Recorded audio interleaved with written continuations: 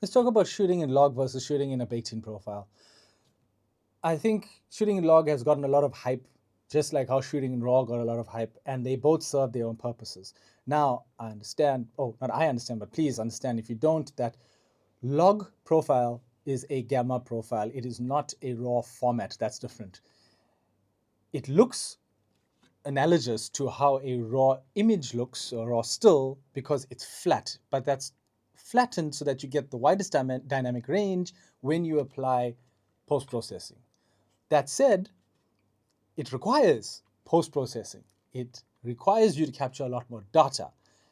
And whether you actually need that for certain applications is the question. Now, tomorrow I'm shooting surfers for the sake of them having a cool clip to probably put on social media. It's not a film, it's not a mini doc. If it were, then I would probably shoot in log. I even shoot in log when I do videos in here with the Fuji cameras because then I get to practice color grading and stuff.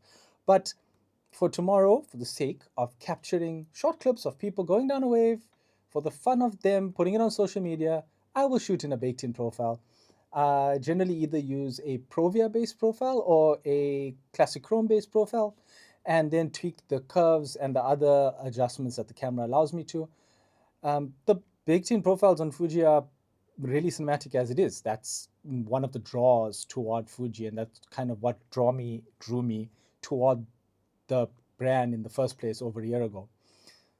So it's just a case of, do I really need it? And is it really adding any value, capturing all the extra data and going through all the post processing? For tomorrow, I don't think so. And then just a small comment on framing. Well, not framing, on aspect ratio. Even if this is going on social media, I'm shooting horizontal.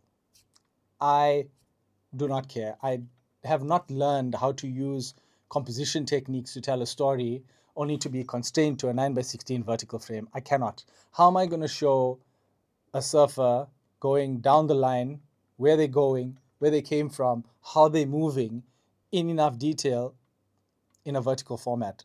It can be done, but I just don't feel you're doing justice to what you're watching. And yeah, imagine going to the cinema and watching a 9:16 movie. Wouldn't that be wonderful? So I will shoot in 16:9 and then play with the aspect ratio depending on what I want to put across. But in this case, I'm probably not going to change it. But at best, I'll go down to maybe 4:3. In this case, it's going to stay a horizontal format.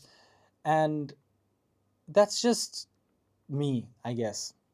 I could be wrong. Probably am wrong, but that's okay. I just wanted to mention it because I don't know. I feel like social media really pushed us as creative people to go against all of these principles that we learned, like composition and like choosing composition and cropping to serve a purpose. Now, well, I think people are slowly getting over it, but for a while it was a case of, no, you're going to use a 4:5 aspect ratio for photos so that your grid looks uniform on Instagram. Yeah, but that constrains you. And if you don't do that and you use other aspect ratios, then your grid doesn't look uniform. I've kind of gotten over that now, but it's taken me a while, and I still um, think twice about it just because of society and pressure, I guess. Same with video. I know, full the screen, vertical format, but no, I don't want to do that. I want to use the things I've learned about composition and about framing to convey the story, to show the scene. And I think I'm just going to stick to that. So, something I wanted to put out there for you to think about too.